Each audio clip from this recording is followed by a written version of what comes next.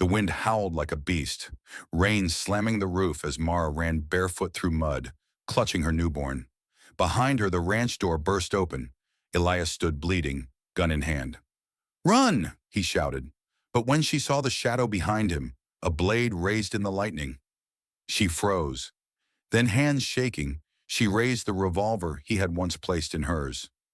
She fired. The storm hit without warning. Gunshots echoed through the night. Soaked and shivering, Mara clutched her newborn close. Blood streamed down Elias's face as he shouted, "Run!" But when she saw the knife raised over him, she didn't run. She fired. One shot that changed everything. Stay with us, because what began as an auction of shame became a story of love forged in the fire. The town of Cold Hollow wasn't much more than a wind-beaten crossroads where dust lingered longer than kindness. One general store, two saloons, a church with peeling paint no one prayed in anymore. But in the spring of 1874, the town gathered with the hunger of vultures circling a fresh carcass. At the center of it all stood a crude wooden platform, built not for speeches or justice, but for punishment disguised as mercy. Mara Delaney, just 18, stood barefoot on the splintered boards. Her wrists were bound in iron cuffs, loose enough to cradle the infant in her arms, but tight enough to remind her she wasn't free. She wore a torn calico dress, streaked with dust and dried blood. Her face was smudged, her eyes hollow, but she stood with her spine straight, too proud to cry, too tired to flinch. The baby whimpered softly, just 6 weeks old and already branded by rumor. His name was Leo. Her husband, Howard Delaney, had been buried 2 nights before. A quiet man twice her age, found cold in his bed after supper. The coroner noted nothing but unnatural stillness, and the town, eager for a villain, pointed fingers. She'd poisoned him, they said. A young wife, an old man, a crying child and a quiet death. No evidence, no trial. Just whispers carried on whiskey breath and Sunday sermons. "She's cursed," one woman hissed. "That baby's the devil's," another spat. "She'll bring death to any house she enters." The sheriff called it a mercy auction. Someone could take her in, redeem her, reform her, or use her however they pleased. Better than a jail cell, he reasoned. Better than the noose. $2, a man shouted from the crowd, grinning. "But I want the brat, too." Mara's grip tightened around Leo, her jaw clenched. She didn't speak, didn't plead. A rotten tomato splattered across her back, but she didn't even blink. If she looked up, she feared they'd see she still had pride, and they'd take that too. Then came silence, and a voice, low, firm, unwavering, cut through the heat and cruelty like a blade. "I'll take her." Heads turned. The sheriff squinted, and out of the dust, one man stepped forward. Elias Ward wasn't known for kindness. He wasn't known for much at all, just a name folks spoke low and careful, like an old wound that hadn't healed right. A Union scout turned recluse. He returned from the war with a limp, a cold stare, and a ledger full of land deeds no one knew how he got. Some said he drank with ghosts, others said he buried his past deeper than any grave. But one thing was clear, Elias Ward didn't meddle, not in town affairs, not in saloon brawls, and certainly not in mercy auctions. So when he stepped out from the crowd that blistering afternoon, boots coated in dust, coat faded from sun and silence, mouths shut fast. Even the sheriff looked twice. He didn't speak to the crowd, just walked steady toward the platform, each step measured and calm, as if the chaos around him didn't exist. A revolver rested on one hip. A silver pocket watch chain flickered beneath his vest. But it wasn't the weapon or the money that made people step back. It was his stillness, the kind earned from crawling through trenches and outlasting storms that left better men dead. Elias approached the sheriff without breaking stride and pulled a worn leather pouch from inside his coat. Coins clinked softly. "She's coming with me," he said simply. The sheriff hesitated. "This ain't charity, Ward. You sure about—" "I don't repeat myself," Elias said. And that was that. He didn't look at the crowd, didn't explain himself. He just turned his head slightly toward Mara, his voice quieter now. "Can you walk?" She looked up finally, first time all day. Her eyes met his, searching for mockery, for menace, for strings. She found none. Just gray eyes, unreadable but steady. No pity, no lust, no disgust. Just stillness. She nodded. Elias didn't offer her his hand. He didn't touch her chains or cradle the baby or help her off the platform like a storybook hero. He simply stepped aside and gestured to the waiting wagon behind him. Come on, then. Mara adjusted Leo against her shoulder and stepped down, knees trembling from fear and hunger. But she didn't fall. The crowd parted with murmurs and narrowed eyes. One man spat in the dirt. Bet you won't last a week with her, Ward. Elias said nothing. He climbed into the wagon, waited for her to settle beside him, and gave the reins a flick. The horses moved forward. The creaking wagon wheels drowned out the whispers behind them. Dust rose. The platform shrank behind them. Mara didn't look back. Elias didn't look sideways. And so began a journey neither of them had planned, one born not from fate, but from a man who didn't flinch when the world demanded it. The wagon rumbled along a long dirt trail flanked by sun-bleached prairie grass and the faint outline of pine ridges in the distance. Mara sat stiffly beside Elias, arms wrapped protectively around Leo. The baby stirred once but didn't cry. The silence between them was thick but not cruel, just cautious, like the hush before a storm or the quiet after one had passed. As the sun sank behind the hills, the shape of the ranch emerged, simple, weathered, and alone. Tucked between two low hills, the house looked as though it had once been filled with voices and laughter. Now only the creak of the porch swing and the rustle of the wind moved through it. The main house stood proud but worn. The barn beside it leaned slightly to one side. A small tool shed sat under the shade of an old cottonwood, and 3 horses grazed lazily nearby. The place wasn't polished, but it was alive. Elias pulled the wagon to a stop at the porch and dismounted without a word. He moved like a man who knew every board, every nail, every shadow on that land. He walked around, opened the front door, and paused. "You'll take the room to the right," he said. "Has a stove and water basin. Supper's on the table. Milk's warm for the boy." Mara climbed down slowly, her legs stiff from fear more than the ride. She hesitated at the door, unsure if she should remove her shoes, ask permission, or wait to be told. Elias seemed to sense it. Without turning around, he added, "It's your roof now, too. Come in."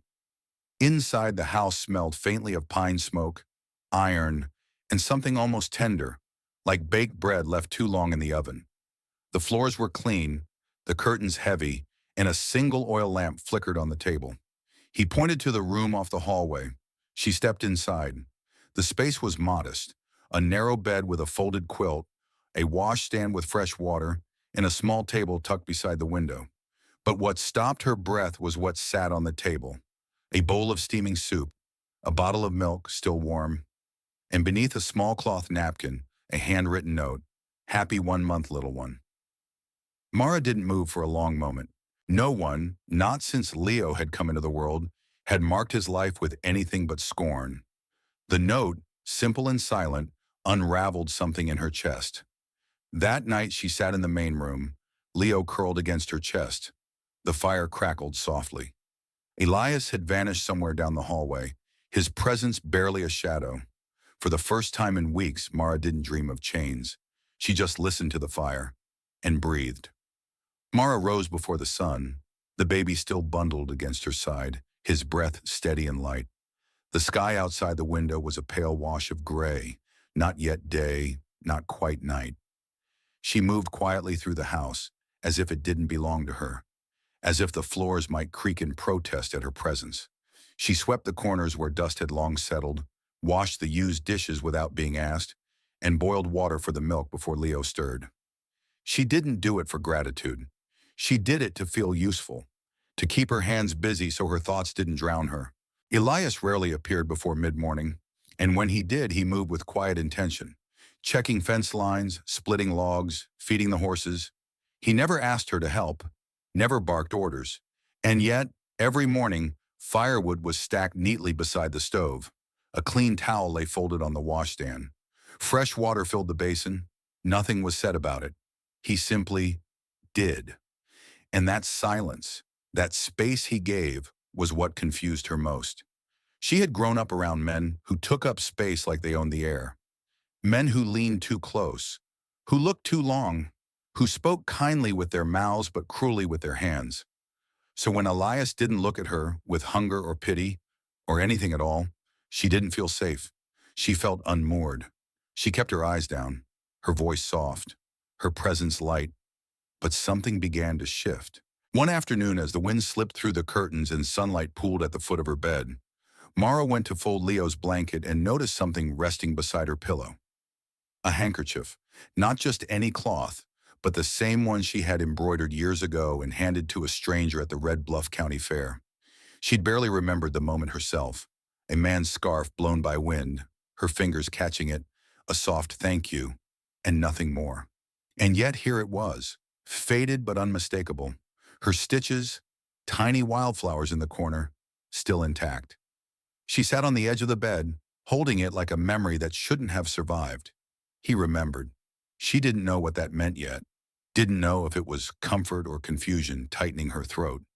But it was the first time in a long while that someone had seen a piece of her that wasn't broken, wasn't judged, just remembered. That night, she stood at the doorway of the main room, Leo asleep in her arms, and watched Elias silently tune his guitar by the firelight. He didn't look up, didn't speak, but she stayed for a moment longer, just breathing. Elias couldn't sleep. Nights on the ranch were supposed to be quiet, filled only with the sounds of owls, wind in the rafters, and the slow creak of the porch swing. But something about Howard Delaney's death sat wrong with him. It wasn't Mara's silence. It wasn't even the town's cruelty. It was the look in her eyes.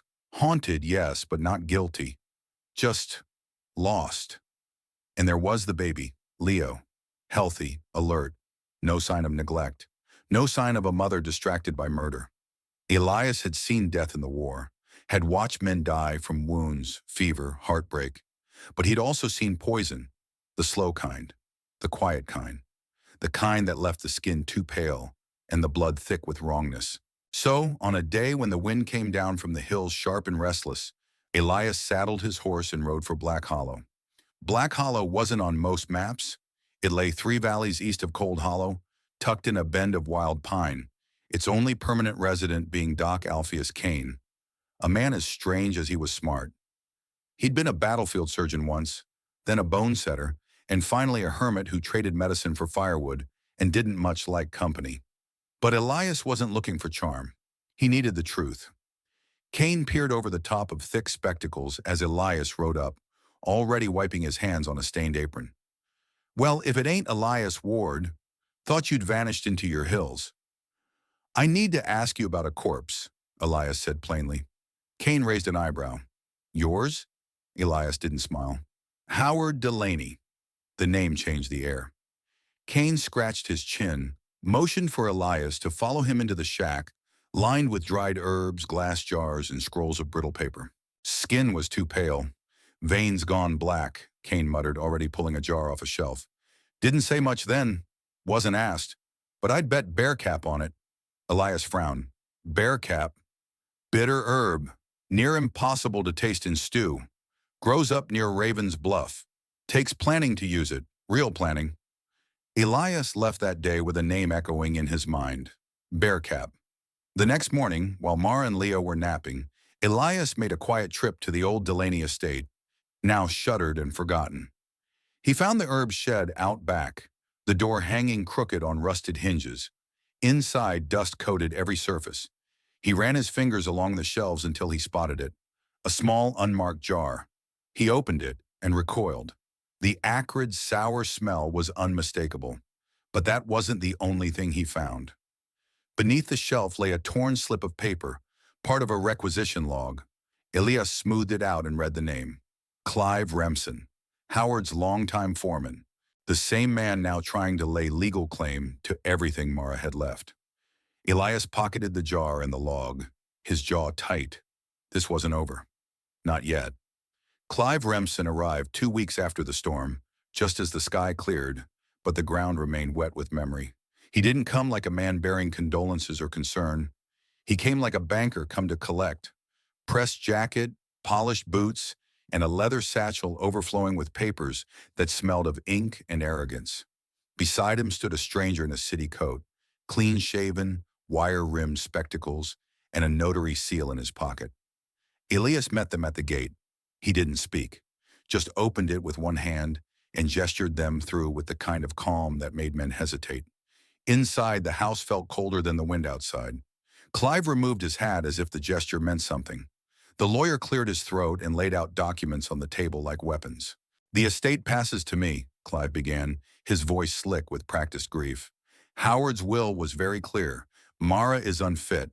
Her behavior, her history, disqualifies her from stewardship of anything Delaney built." Mara didn't flinch. She didn't argue or protest. She simply walked to the crib Elias had built from scratch, placed Leo inside with quiet hands, and turned to face Clive. Her eyes didn't scream or tremble. They stared, quiet, unmoved, eternal, like someone who died already and come back with nothing left to lose. Clive shifted in place. The lawyer coughed nervously. Elias leaned back in his chair, one boot crossed over the other, arms resting on the sides. He hadn't said a word since they arrived, but now his voice broke through the tension like a hammer on glass. "You insult a woman in her own home," he said, calm and level. "You won't walk out again." Clive's smugness faltered, but only for a moment. "I'll return in 3 days, with the sheriff if I have to." Elias nodded once. "Bring him, but leave your lawyer behind." He gestured toward the man in the suit, who visibly paled. "He won't walk off this land again." The gate slammed behind them on their way out. Dust rose beneath their wagon wheels. Silence returned to the house like a breath finally exhaled. Inside, Mara picked Leo back up, pressed her cheek to his head, and did not smile. But something in her shoulders lifted. Just a little. The storm rolled in fast, too fast for August. One moment the sky was stretched in stillness, and the next it cracked open with a sound like the heavens splitting. Wind howled through the valley, tearing at shutters and pushing rain sideways across the ranch. Elias stood on the porch, hand resting on the rifle he always kept nearby. His eyes narrowed toward the tree line, something in his bones going cold. Then, gunfire, sharp, close. It wasn't lightning. "Get Leo," he shouted, just as a shot rang out and sent splinters from the porch rail flying into his side. He staggered backward, blood already blooming through his shirt. Mara screamed his name, clutching Leo tighter to her chest as thunder shook the floor beneath her. The front door slammed open in the wind. "Go!" Elias barked, voice strained, eyes wild. Mara turned toward the back door, boots slipping on the wet floorboards. But before she could move another step, she saw a shadow flicker in the corner of the kitchen. Silas. He stood soaked from the storm, a knife in one hand, rage burning in his eyes like fire that hadn't been fed in days. "You were never meant to keep any of this," he snarled, stepping forward. "The boy, the land, it was never yours." Mara's breath caught, and for a second the world went silent. Just the ticking of her heart and the weight of her child in her arms. She didn't think. She didn't plead. She remembered Elias's hands guiding hers at the fence line.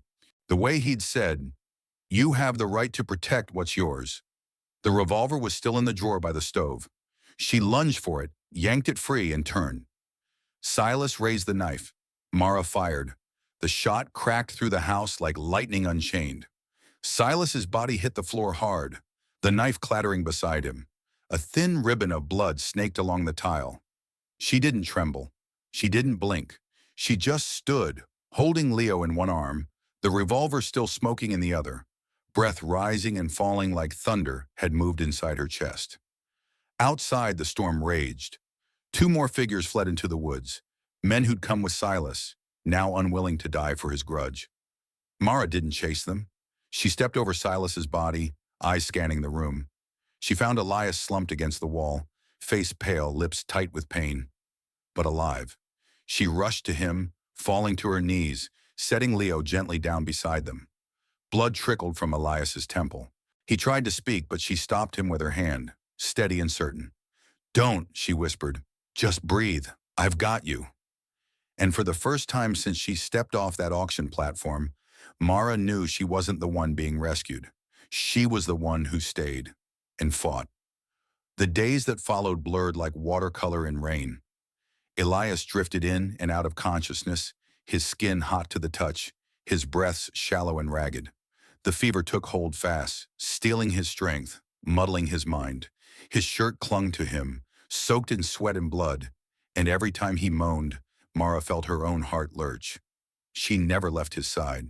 She laid Leo in the crib nearby, fed him, changed him, rocked him with one arm while cooling Elias's brow with the other. She boiled water, made broth, and coaxed it between Elias's lips in careful spoonfuls. At night, when the wind rattled the windows and thunder still whispered from the hills, she sang softly, not to soothe Leo, but to keep herself from breaking. They were lullabies, but in her throat they sounded more like prayers.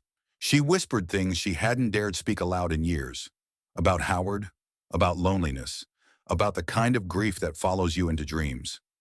Elias never answered, but she kept speaking anyway. Then on the fourth morning, just as the sun edged past the ridge, he stirred. His eyes opened slowly, glassy and unfocused. Mara leaned in, hardly breathing. He reached for something beside the pillow, his fingers weak but certain. The handkerchief. Her handkerchief. The one she had embroidered with wildflowers and given to a stranger at a county fair, never expecting to see it again. Elias lifted it, holding it between them like something sacred. "It's been here," he rasped, voice cracked and thin. "The whole time." Mara's eyes welled, but she didn't cry. She just placed her hand over his, still and steady. "I know," she whispered. "So have I." The house was quiet the morning she left. The wind had softened, and the first light of dawn filtered through the kitchen window in pale gold. Mara moved silently, careful not to wake Elias. She packed only what mattered: Leo's favorite blanket, a spare set of clothes, and the carved wooden lamb Elias had made for his first birthday. On the kitchen table, beneath the tin teapot, she folded a note with steady hands. "Thank you for giving us peace, even if just for a while." She didn't cry. There was no heartbreak in her leaving, only caution. She didn't know if she belonged, only that she had begun to believe she might. And sometimes believing too much felt as dangerous as trusting the wrong man. But Elias found her. 2 days later, just as the sun dipped behind the cottonwoods, his horse appeared at the edge of the grove where she and Leo had made camp. He dismounted slowly without words or weapons. He didn't accuse, didn't plead. He just reached into his coat and pulled out the same handkerchief. The one she had embroidered, the one he had kept beside his bed, the one she thought she'd left behind for good. He held it out, the edges clean, the threads faded. "The bed you slept in," he said, voice low and certain, "is still warm." For a moment, Mara didn't move. Then Leo reached for Elias with a soft, familiar cry. And Mara knew. She wasn't being asked to come back. She was being welcomed home. She stepped forward, not with fear, not with guilt, but with quiet hope stitched into every step. And this time, when she returned to the ranch, she brought her whole self with her. Not all rescues come with white horses. Sometimes they come in silence, in warm bowls of soup, a clean blanket, a folded handkerchief kept beside a bed. Mara and Elias's story reminds us that dignity can be restored not by grand gestures, but by small, steady acts of decency. That trust isn't built in a day, but in showing up every day, especially when no one else does. And in today's world, where so many people feel invisible, unheard, or used up, this old frontier tale still speaks loudly. Because maybe we all know someone like Mara, someone carrying shame they didn't earn, trying to protect something fragile. And maybe we all wish to be like Elias, not perfect, not loud, just someone who stays. So let us ask you, have you ever met someone who changed your life by simply not giving up on you? Or maybe you've been that person for someone else. We'd love to hear your thoughts in the comments. Tell us, what does home mean to you now? And if this story stirred something in your heart, consider subscribing to The West That Never Left, where we share timeless tales of quiet strength, second chances, and love that doesn't give up when the trail gets rough. Like this video if it meant something to you. Share it with someone who still believes in hope. And remember, some stories are old, but their truths never age. Thanks for riding with us. Until next time, stay kind, stay brave, and keep the fire burning.